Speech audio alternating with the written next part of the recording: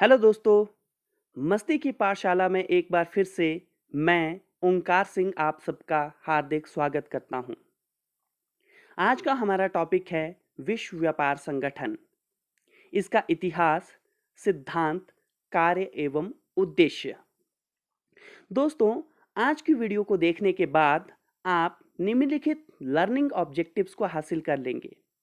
आप यह जान लेंगे कि डब्ल्यूटीओ क्या होता है, डब्ल्यूटीओ की ऐतिहासिक पृष्ठभूमि क्या है, आईटीओ क्या था, गैट की वैकल्पिक व्यवस्था क्यों की गई थी तथा डब्ल्यूटीओ ने गैट को क्यों प्रतिस्थापित कर दिया। साथ ही डब्ल्यूटीओ का संगठनात्मक ढांचा क्या है, इसके सिद्धांत, उद्देश्य एवं कार्यों के बारे में आप जानकारी हासिल कर लेंगे। तो चलिए शुरू करते हैं। डब्ल्यूटीओ क्या है? दोस्तों, डब्ल्यूटीओ अंतर्राष्ट्रीय स्तर पर व्यापार को नियमित और नियंत्रित करने वाली एक वैश्विक संस्था है, जिसका उद्देश्य अंतर्राष्ट्रीय व्यापार का सरलीकरण करते हुए उसका प्रसार करना है। डब्ल्यूटीओ की स्थापना के लिए मोरक्को के मराकेश में 15 अप्रैल 1994 को 123 देशों के अंदर एक समझौता होता है और इसे मराकेश एग्रीमेंट के नाम से जाना जाता है। इस एग्रीमेंट के बाद 1 जनवरी 1995 को गैट को प्रतिस्थापित करते हुए डब्ल्यूटीओ की स्थापना कर दी गई थी। कहने का तात्पर्य है कि 1 जनवरी 1995 से इसने कार्य करना शुरू कर दिया था। दोस्तों, वर्तमान में डब्ल्यूटीओ के 164 देश सदस्य हैं। इसका मुख्यालय जिनेवा, स्विट्जरलैंड में है और रॉबर्टो एजेवेडो वर्तमान में इसके महानिदेशक हैं। डब्ल्यूटीओ का ध्येय वाक्य अर्थात मोटो प्रोग्रेसिव ट्रेड एंड लिबरलाइजेशन है। दोस्तों, डब्ल्यूटीओ के बारे में अच्छे से समझने के लिए हमें कुछ ऐतिहासिक घटनाक्रम को समझना अति अनिवार्य होगा। बात करते हैं 1929 और 30 की वैश्विक आर्थिक महामंदी की। दोस्तों, 1929-30 में पूरे विश्व में एक ऐसी आर्थिक महामंदी शुरू हुई थी जिसने पूरे विश्व में बेरोजगारी, गरीबी, भुखमरी और अकाल जैसी परिस्थितियों को पैदा कर दिया था। इस वैश्विक आर्थिक महामंदी का सबसे बड़ा कारण देशों की गलत आर्थिक नीतियों को माना गया था और इन आर्थिक नीतियों में भी देशों के द्वारा जो टैरिफ की दरों को बढ़ाने के प्रयास किए जा रहे थे, वह आर्थिक महामंदी के बड़े कारणों में से एक था। अभी विश्व आर्थिक महामंदी के दौर से शायद निकला भी नहीं था कि विश्व को एक और भयंकर संकट का सामना द्वितीय विश्व युद्ध के रूप में करना पड़ा था। द्वितीय विश्व युद्ध ने मनुष्य को इतिहास की सबसे भयंकर दुष्परिणामों और हानियों को दिखाया था। हालांकि 1944 के आते तक यह स्पष्ट हो गया था कि मित्र राष्ट्रों की द्वितीय विश्व युद्ध में जीत होगी। अतः मित्र राष्ट्र भविष्य के प्रति योजनाओं का निर्माण करने में लग गए थे। मित्र राष्ट्र ये चाहते थे कि भविष्य में किस तरह से अर्थव्यवस्था का नियोजन किया जाए और भविष्य के लिए किस तरह से नीतियों का निर्माण किया जाए ताकि इतिहास की गलतियां फिर से ना हो सके, मानव का भविष्य सुरक्षित रह सके और संपूर्ण विश्व एक साथ विकास कर सके। इस उद्देश्य हेतु अमेरिका के ब्रेटन वुड्स में 1 से 22 जुलाई 1944 तक एक सम्मेलन का आयोजन किया गया, जिसमें मित्र राष्ट्रों के 44 देशों ने भाग लिया था। इस सम्मेलन का उद्देश्य द्वितीय विश्व युद्ध में नष्ट हुई वैश्विक अर्थव्यवस्था को पुनः सुधारने के लिए रणनीति को तैयार करना था। इस सम्मेलन के अंदर 3 तरह की अंतर्राष्ट्रीय संस्थाओं के निर्माण की बात को स्वीकार किया गया। ये 3 तरह की अंतर्राष्ट्रीय जो संस्थाएं थी वह थी, नंबर 1 IMF यानी कि इंटरनेशनल मॉनेटरी फंड, दूसरी IBRD international bank for reconstruction and development, और तीसरी प्रस्तावित संस्था थी ITO इंटरनेशनल ट्रेड ऑर्गेनाइजेशन। दोस्तों, फरवरी 1946 तक IBRD और IMF की स्थापना के बाद ITO के निर्माण के लिए एक सम्मेलन का आह्वान किया गया। फरवरी 1946 में ही एक प्रेपरेटरी कमेटी का गठन किया गया, जिसने अक्टूबर 1946 में लंदन में मुलाकात की और ITO के मसौदे अर्थात ड्राफ्ट के बारे में चर्चा की। ITO के चार्टर के मसौदे पर अप्रैल 1947 से काम शुरू हो गया और यह नवंबर 1947 तक चला। हालांकि ITO का काम अभी चल ही रहा था, लेकिन वैश्विक स्तर पर व्यापार को नियंत्रित और नियोजित करने के लिए, उसका नियमन करने के लिए एक वैकल्पिक व्यवस्था की जरूरत देशों ने महसूस की। इसलिए गैट के रूप में एक एग्रीमेंट किया गया। गैट का पूरा नाम general agreement on tariff and trade था। दोस्तों, यह कोई संगठन नहीं था, बल्कि जब तक कि ITO का निर्माण नहीं हो जाता, केवल और केवल तब तक के लिए अंतर्राष्ट्रीय व्यापार को नियमित करने और नियंत्रित करने के लिए 23 देशों के द्वारा किया गया एक व्यापारिक समझौता था। यह समझौता 30 अक्टूबर 1947 को 23 देशों के द्वारा किया गया था। यह 1 जनवरी 1948 को प्रभाव में आ गया था और भारत भी इसका एक प्रारंभिक सदस्य था। जैसा कि मैंने आपको बताया कि ITO के निर्माण का कार्य तो प्रगति पर था ही, अतः ITO के निर्माण के लिए प्रयास निरंतर जारी थे। ITO के निर्माण के लिए हवाना चार्टर में 24 मार्च 1948 को 56 कंट्रीज ने हस्ताक्षर कर दिए। अमेरिका भी उनमें से एक था। अमेरिका के राष्ट्रपति ने इस पर हस्ताक्षर किए थे, किंतु इस चार्टर को USA की कांग्रेस के द्वारा रेटिफाई करना जरूरी था, यानी कि USA की कांग्रेस अर्थात संसद के द्वारा इसको स्वीकृति प्रदान करना वहां के संविधान के अनुसार जरूरी था। लेकिन 1950 तक USA की कांग्रेस इसे स्वीकृति प्रदान नहीं करती है, जब इसीलिए अमेरिका के राष्ट्रपति यह घोषणा कर देते हैं दिसंबर 1950 आते तक कि अमेरिका ITO में शामिल नहीं होगा। हालांकि 53 कंट्रीज ने ITO को अपनी स्वीकृति प्रदान कर दी थी, लेकिन अमेरिका के शामिल न होने से ITO का यह कॉन्सेप्ट व्यवहार में अस्तित्व में नहीं आ पाया, क्योंकि विश्व के देशों को यह डर था कि जिस प्रकार प्रथम विश्व युद्ध के बाद लीग ऑफ नेशंस की जो स्थापना की गई थी वह असफल हो गई थी, ठीक उसी तरह अमेरिका की अनुपस्थिति में ITO का जो कॉन्सेप्ट है वह भी सक्सेसफुल नहीं हो पाएगा, क्योंकि अमेरिका विश्व की एक बहुत बड़ी शक्ति थी और उसके बिना किसी भी तरह का अंतर्राष्ट्रीय संगठन अपने आप में सफल नहीं हो पाता। अतः मजबूरन अंतर्राष्ट्रीय स्तर पर व्यापार के नियमन के लिए गैट की व्यवस्था को कंटिन्यू करना पड़ता है। दोस्तों, गैट के द्वारा विश्व व्यापार के नियमन के लिए, जैसा कि मैंने ऑलरेडी आपको बताया कि पहली जो कॉन्फ्रेंस थी, पहला सम्मेलन 1947 में हुआ था, उसके बाद 8 टोटल गैट के अंतर्राष्ट्रीय स्तर के सम्मेलन हुए हैं। इसका अंतिम सम्मेलन पुंटा डेल एस्टा अर्थात उरुग्वे में सितंबर 1986 को हुआ था। दोस्तों, यह जो 8वां कॉन्फ्रेंस का राउंड था यह 1986 से लेकर 1994 तक चलता है।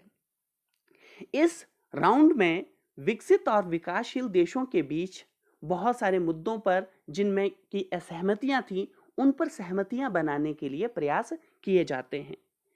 कुछ मुद्दे जिन पर असहमतियां थी, उन मुद्दों पर 1991 में गैट के महानिदेशक आर्थर डंकेल के द्वारा एक मसौदा प्रस्तुत किया जाता है। इस मसौदे को विकासशील और विकसित दोनों ही देश मान लेते हैं, इसलिए इस प्रस्ताव को डंकेल प्रस्ताव के नाम से भी जाना जाता है। बाद में डंकेल प्रस्ताव की ही बातें कुछ संशोधनों के साथ गैट में शामिल कर ली जाती हैं। अंतिम रूप में, जैसा कि मैं ऑलरेडी आपको बता चुका हूं, यह जो सम्मेलन है बहुत लंबा खिंच जाता है। इस सम्मेलन के लंबा खिंचने का सबसे बड़ा कारण यह था कि गैट तत्कालीन वैश्विक आर्थिक आवश्यकताओं को पूरा नहीं कर पा रहा था। ऐसे में सिर्फ विकसित देश ही नहीं, विकासशील देश भी एक अंतर्राष्ट्रीय संगठन की आवश्यकता को महसूस कर रहे थे। अतः WTO के ऊपर मंथन चला हुआ था और इसका जो फाइनल मसौदा है उसे 15 अप्रैल 1994 को उरुग्वे राउंड के समझौते को मराकेश सम्मेलन में 123 देशों के द्वारा हस्ताक्षरित कर दिया जाता है। कहने का तात्पर्य है कि WTO के मसौदे को स्वीकार कर लिया जाता है और फिर 1 जनवरी 1995 को WTO को गैट के स्थान पर प्रतिस्थापित कर दिया जाता है और यह अंतर्राष्ट्रीय व्यापार के लिए 1 जनवरी 1995 से कार्य आरंभ कर देता है। दोस्तों, गैट में ऐसी क्या कमियां थी जिनके कारण WTO को उसे प्रतिस्थापित करना पड़ा? प्रतिस्थापित करना पड़ा मतलब WTO ने गैट को उसके स्थान से हटा दिया। तो वो कमियां निम्नलिखित थी। नंबर 1, गैट के द्वारा सिर्फ औद्योगिक वस्तुओं के सीमा शुल्क को ही कम करने तथा उसके व्यापार तक ही सीमित रखा गया था। इसमें कृषि और कपड़ा उद्योग को शामिल नहीं किया गया था। दोस्तों, जैसा कि आप जानते ही होंगे कि एक इकोनॉमी के 3 सेक्टर अर्थात क्षेत्र होते हैं।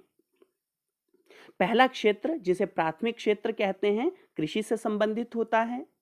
दूसरा क्षेत्र औद्योगिक गतिविधियों से संबंधित होता है, उद्योग से संबंध रखता है। और तीसरा क्षेत्र सेवा क्षेत्र कहलाता है। तो जैसा कि मैंने आपको बताया, गैट सिर्फ औद्योगिक क्षेत्र को ही अपने दायरे में लेता था। दोस्तों, अगर आप इकोनॉमिक्स के बारे में थोड़ी जानकारी रखते होंगे तो आप ये जानते होंगे कि औद्योगिक क्षेत्र पर पूरी तरह से नियंत्रण विकसित देशों का है, क्योंकि उन्हीं के पास विकसित टेक्नोलॉजी है, उन्नत विज्ञान है, जिसके दम पर वो भारी पैमाने पर गुणवत्ता का उत्पादन कर पाते हैं। जबकि गरीब देशों के पास विज्ञान और तकनीक का विकास बिल्कुल नहीं होता, इसलिए वो अपनी आर्थिक विकास के लिए, अपनी आवश्यकताओं की पूर्ति के लिए कृषि क्षेत्र अर्थात प्राथमिक क्षेत्र पर ही निर्भर रहते हैं।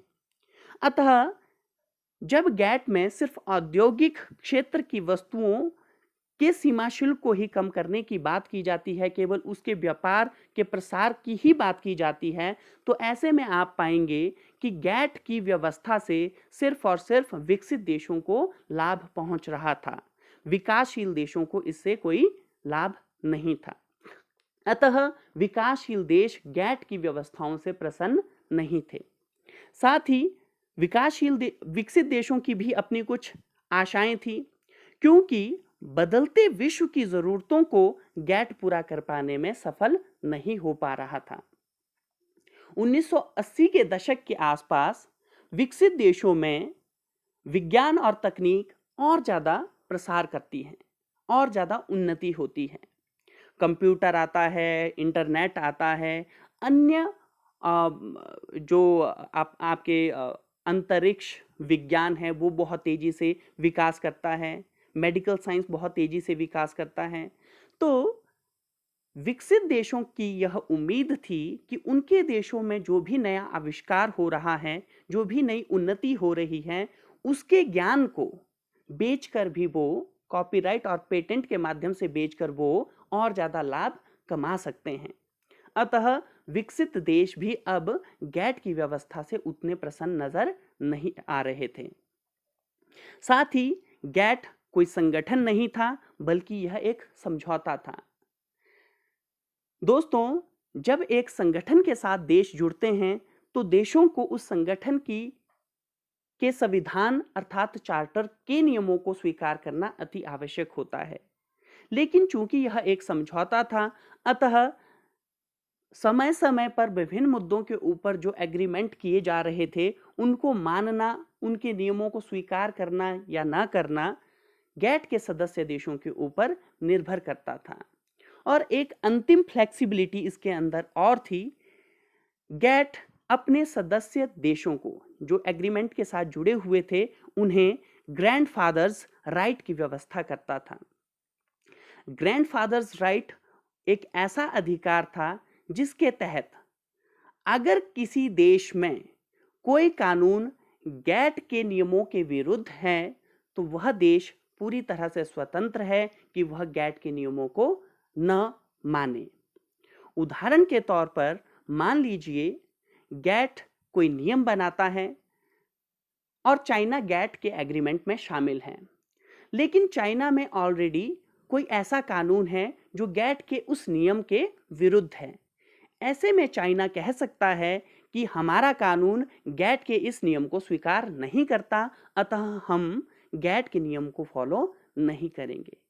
तो इस तरह हम देखते हैं कि गैट की जो व्यवस्था थी वह एक लचर व्यवस्था थी, जिसे देश अपनी सहूलियत के हिसाब से मान रहे थे। इसलिए गैट को प्रतिस्थापित कर दिया गया WTO के द्वारा। इस प्रतिस्थापन के समय एक ग्रैंड बार्गेन होता है। दोस्तों, आप जानते होंगे बार्गेन क्या होता है। एक उदाहरण देता हूं। आप जब कोई सामान लेने बाजार जाते हैं तो आप दुकानदार को उसकी मांगी हुई कीमत नहीं देना चाहते, आप कम कीमत देना चाहते हैं और इसके लिए आप मोल भाव करते हैं। लेकिन दुकानदार भी नहीं चाहता कि वह आपकी बताई गई कीमत पर आपको वह सामान बेच दे, इसलिए वह भी नेगोशिएशंस करता है। वह कहता है नहीं, आप कम दाम बता रहे हैं, इसका तो इतना दाम लगेगा ही लगेगा। तो इसको हम हिंदी में मोल भाव कहते हैं, इंग्लिश में इसके लिए शब्द बार्गेन है।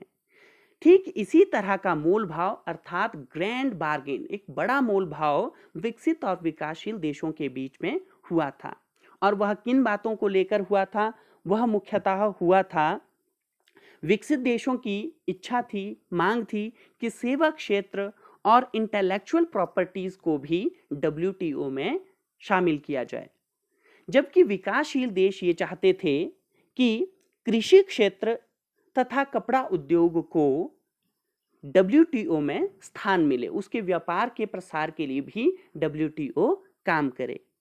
अंततः दोनों ही पक्षों की जो डिमांड्स थी, जो मांगे थी, उन्हें स्वीकार कर लिया गया और WTO में इन्हें शामिल किया गया। दोस्तों, अब जानते हैं WTO के कुछ सिद्धांतों के बारे में। WTO का पहला ही सिद्धांत है भेदभाव न करना, नॉन डिस्क्रिमिनेशन। इस भेदभाव न करने के सिद्धांत के अंदर दो मुख्य सिद्धांत शामिल हैं।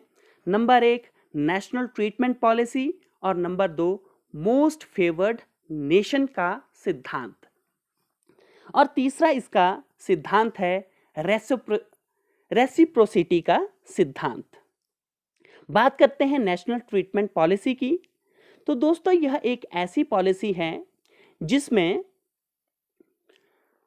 अगर आपके देश में कोई दो तरह की कंपनियां हैं, कुछ देशी कंपनियां हैं और कुछ विदेशी कंपनियां हैं, तो आपका देश जिस तरह की सहूलियतें और सुविधाएं देश की कंपनी को प्रदान कर रहा है, ठीक उसी तरह की सुविधाएं आपको विदेशी कंपनियों को भी देनी होंगी।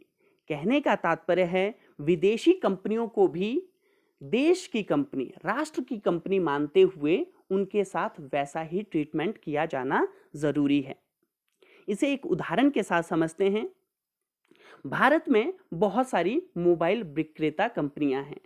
कुछ भारत की अपनी मोबाइल विक्रेता कंपनियां हैं, कुछ विदेशी कंपनियां हैं। अब भारत ये चाहता है कि भारत की मोबाइल विक्रेता कंपनियों की सेल बढ़े। इसके लिए भारत ने भारतीय कंपनियों को कुछ सब्सिडी, कुछ सुविधाएं, कुछ रियायतें देने की कोशिश की, ताकि भारतीय कंपनियों की लागत कम हो जाए। लागत कम होने से उनकी कीमतें कम होंगी और भारतीय कंपनियों के मोबाइल अधिक बिकेंगे। लेकिन डब्ल्यूटीओ इस तरह के कार्यों, इस तरह की गतिविधियों के सख्त खिलाफ है। डब्ल्यूटीओ कहता है कि किसी भी डब्ल्यूटीओ सदस्य देश को किसी भी कंपनी के साथ सौतेला व्यवहार नहीं करना है, बल्कि विदेश की कंपनियों को भी देश की कंपनी मानते हुए उन्हें भी ठीक वैसी ही ट्रीटमेंट मिलनी चाहिए जैसी कि देश की कंपनियों को मिल रही हैं। अर्थात भारत की कंपनी और विदेश की कंपनी के नाम पर भेदभाव नहीं कर सकता है। दूसरा सिद्धांत है मोस्ट फेवर्ड नेशन का सिद्धांत। दोस्तों, इस सिद्धांत के तहत यदि एक डब्ल्यूटीओ सदस्य देश किसी दूसरे डब्ल्यूटीओ सदस्य देश को मोस्ट फेवर्ड नेशन का दर्जा देता है और उसके आयात पर टैरिफ शुल्क को कम कर देता है, तो ऐसी स्थिति में उस देश को डब्ल्यूटीओ के अन्य सदस्य देशों को भी यदि वह उनसे वस्तुओं का आयात करता है तो उन वस्तुओं के आयात में टैरिफ शुल्क की दर को कम करना ही होगा। यहां पर भी कोई भी देश अन्य देशों के साथ भेदभाव नहीं कर सकता। इसे भी एक उदाहरण के साथ समझते हैं। मान लीजिए भारत पाकिस्तान को मोस्ट फेवर्ड नेशन का दर्जा देता है और भारत पाकिस्तान से सीमेंट के आयात पर सिर्फ और सिर्फ 10% का टैरिफ रेट तय करता है। लेकिन बांग्लादेश, श्रीलंका, चाइना या फिर मान लो कोई अन्य देश भारत को सीमेंट सप्लाई करना चाहता है, तो ऐसे में भारत श्रीलंका, बांग्लादेश, चाइना या फिर अन्य किसी देश से 10% से अधिक दर का टैरिफ नहीं ले सकता। जो टैरिफ की दर मोस्ट फेवर्ड नेशन अर्थात पाकिस्तान के लिए निर्धारित की गई थी, वही टैरिफ की दर अन्य देशों को भी लगानी होगी। तीसरा नियम है रेसिप्रोसिटी का नियम। यह नियम कहता है कि जब एक देश दूसरे देश के सामान के आयात पर टैरिफ के रेट को कम करता है, तो पहले देश को भी दूसरे देश के प्रति वस्तुओं के आयात के लिए टैरिफ के रेट को कम करना होगा। उदाहरण के रूप में समझते हैं। मान लीजिए भारत श्रीलंका से वस्तुओं का आयात कर रहा है और भारत उन वस्तुओं के आयात पर कम आयात शुल्क अर्थात टैरिफ लगा रहा है, तो ऐसे में श्रीलंका का भी कर्तव्य बनता है कि भारत से जो सामान वह खरीदता है उस पर टैरिफ की दर को वह कम करे। अब बात करते हैं डब्ल्यूटीओ के संगठनात्मक ढांचे की। दोस्तों, डब्ल्यूटीओ के संगठनात्मक ढांचे में सबसे महत्वपूर्ण और प्रमुख जो स्थान है वह है मंत्रिस्तरीय सम्मेलन का। मंत्रिस्तरीय सम्मेलन में 164 जो सदस्य देश हैं, उन 164 सदस्य देशों के वाणिज्य मंत्री लगभग हर 2 साल में, हालांकि यह निश्चित नहीं है, लेकिन लगभग हर 2 साल में एक मंत्री स्तरीय सम्मेलन में हिस्सा लेते हैं और विभिन्न अंतर्राष्ट्रीय व्यापारिक मुद्दों के ऊपर विचार विमर्श किया जाता है और भविष्य की योजनाओं के ऊपर मंथन किया जाता है। दोस्तों, दूसरा जो संगठनात्मक ढांचे में स्थान है वह है सामान्य परिषद का, जहां मंत्री स्तरीय सम्मेलनों में अंतर्राष्ट्रीय स्तर के व्यापार को नियमित और नियंत्रित करने के लिए मोटे तौर पर विचार विमर्श किया जाता है। वहीं उस विचार विमर्श से निकले निष्कर्ष को सामान्य परिषद ही व्यावहारिक रूप देने का काम करती है। इस सामान्य परिषद में भी सभी सदस्य देशों के उच्चाधिकारी इसके सदस्य के रूप में काम करते हैं और रोजमर्रा के क्रियाओं को संपादित करते हैं। दोस्तों, सामान्य परिषद के अंतर्गत 3 अन्य अंग आते हैं, जिसमें पहला है व्यापार नीति समीक्षा निकाय। व्यापार नीति समीक्षा निकाय से तात्पर्य है कि यह देशों के मध्य जो व्यापार हो रहा है उसकी निरंतर समीक्षा करेगा। यह जांच करेगा कि व्यापार किस प्रकार से हो रहा है, क्या नियमों को फॉलो किया जा रहा है अथवा नहीं किया जा रहा है, व्यापार में किस तरह की समस्याएं आ रही हैं इत्यादि। वहीं अगला अंग है विवाद निपटान निकाय। अगर 2 सदस्य देशों के बीच में किन्हीं मुद्दों को लेकर विवाद हो जाता है तो यह निकाय उन सदस्य देशों के बीच विवाद को निपटान करने का कार्य करता है। और तीसरा अंग है वस्तुओं और सेवाओं पर व्यापार परिषद। दोस्तों, कृषि से संबंधित उत्पादनों पर और सेवाओं के व्यापार से संबंधित यह परिषद है और यह इसके प्रचार प्रसार के लिए चिंतन और मंथन करती है, कार्य करती है। अब बात करते हैं WTO के उद्देश्यों की। दोस्तों, WTO का प्रमुख और प्रथम उद्देश्य अंतर्राष्ट्रीय व्यापार का सरलीकरण करते हुए उसमें वृद्धि करना है, क्योंकि अंतर्राष्ट्रीय व्यापार को जब बढ़ाया जाएगा तो WTO के अनुसार इससे अंतर्राष्ट्रीय स्तर पर रोजगार को और ज्यादा बढ़ाया जा सकेगा। WTO का मानना है कि जब रोजगार बढ़ेगा तो उससे लोगों की आय बढ़ेगी, और जब लोगों की आय बढ़ेगी तो इससे लोगों को अच्छी शिक्षा मिलेगी, अच्छा स्वास्थ्य मिलेगा, अच्छा उनका रहन सहन होगा, अच्छा खान पान मिलेगा। कहने का तात्पर्य है कि इससे लोगों के जीवन में सुधार आएगा। WTO का अगला उद्देश्य है व्यापारिक बाधाओं को कम करना। अंतर्राष्ट्रीय स्तर पर जो भी व्यापार हो रहा है उस व्यापार के मार्ग में जिस किस्म की कठिनाइयां आती हैं उन कठिनाइयों को दूर करने के लिए WTO प्रयासरत रहता है। उन कठिनाइयों को दूर करने के लिए कानूनों को बनाता है और लागू करता है। साथ ही दोस्तों, यह अनुचित किस्म की बाधाओं को भी दूर करता है। इसको एक उदाहरण के साथ समझते हैं।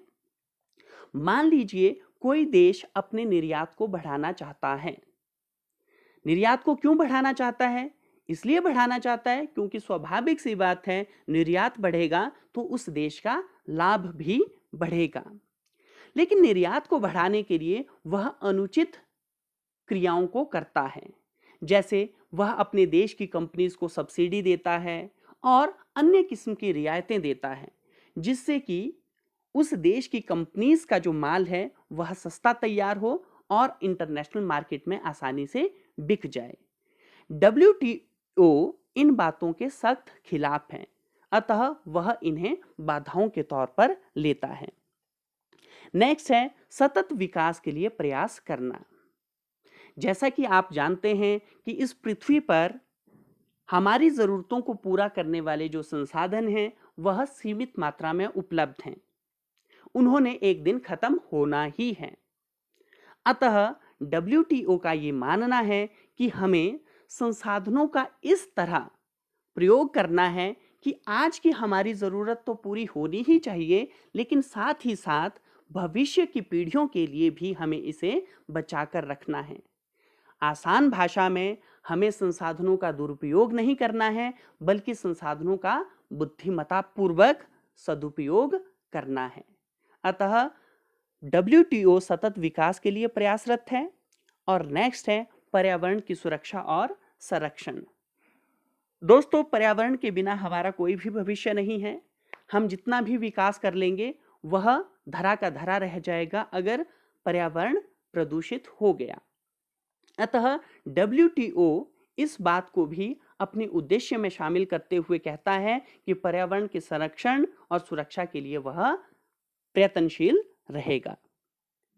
अब बात करते हैं WTO के प्रमुख कार्यों की। तो पहला कार्य है विश्व व्यापार में सुविधाएं प्रदान करना। चूंकि जैसा कि मैंने आपको बताया इसका उद्देश्य था विश्व व्यापार को बढ़ाना, अतः विश्व व्यापार को बढ़ाने के लिए जो कुछ भी सुविधाएं प्रदान करने की आवश्यकता होगी यह उन्हें प्रदान करने का प्रयास करेगा। नंबर 2, विश्व व्यापार के लिए वैश्विक नियमों का निर्माण करना, उन नियमों को लागू करना और साथ ही साथ सदस्य देशों के बीच में किन्हीं मुद्दों को लेकर अगर विवाद पैदा हो जाए तो उस विवाद का निपटान करना। साथ ही व्यापार और प्रशुल्क से संबंधित भविष्य के मसलों पर विचार विमर्श करना कि कैसे भविष्य में व्यापार का प्रसार किया जाए, कैसे व्यापार को और सरलीकृत किया जाए। नेक्स्ट है IMF और विश्व बैंक के साथ सहयोग स्थापित करना। जैसे कि दोस्तों मैंने आपको बताया था कि 1944 में हुए ब्रेटन वुड्स सम्मेलन में 3 तरह की संस्थाओं की निर्माण की बात की गई थी। वह थी IMF, IBRD और ITO। ITO बेशक सफल नहीं हो पाया था, लेकिन WTO ITO का ही एक रूप है। अतः इन तीनों ही संस्थाओं की संकल्पना विश्व के आर्थिक विकास स्थिरता के उद्देश्य से की गई थी। अतः इन तीनों का आपस में तालमेल होना अच्छे आर्थिक विकास के लिए, स्थायी आर्थिक विकास के लिए अति आवश्यक माना गया था। अतः आज की तिथि का जो WTO है वह IMF और विश्व बैंक के साथ सहयोग करने का भरसक प्रयास करता है। और अंत में विश्व संसाधनों के अनुकूलतम प्रयोग का प्रयास करना। जैसे कि मैंने आपको बताया कि जो हमारे सीमित संसाधन हैं उनका किस प्रकार से उपयोग किया जाए कि हमारी ज़रूरतें भी पूरी हो जाएं और भविष्य की हमारी जो पीढ़ियां हैं उनकी ज़रूरतों को भी हम पूरा कर पाएं। तो इसके लिए WTO हमेशा प्रयासरत रहता है, कार्य करता है कि कैसे संसाधनों को आदर्श प्रयोग में लाया जाए। दोस्तों, आज की इस क्लास के अंत में अब आप कमेंट बॉक्स में मेरे इन प्रश्नों का उत्तर देंगे। नंबर 1, WTO का मुख्यालय कहाँ स्थित है? नंबर 2, मराकेश एग्रीमेंट में कितने देशों ने कब हस्ताक्षर किए थे? और नंबर 3, MFN का पूरा नाम क्या है? आशा करता हूं आप इन प्रश्नों के उत्तर कमेंट बॉक्स में देंगे। दोस्तों, अगर आपको मेरा ये वीडियो अच्छा लगा हो तो आप लाइक, शेयर और सब्सक्राइब करें। मेरा वीडियो देखने के लिए आपका बहुत बहुत धन्यवाद। आप खूब पढ़ें, आगे बढ़ें।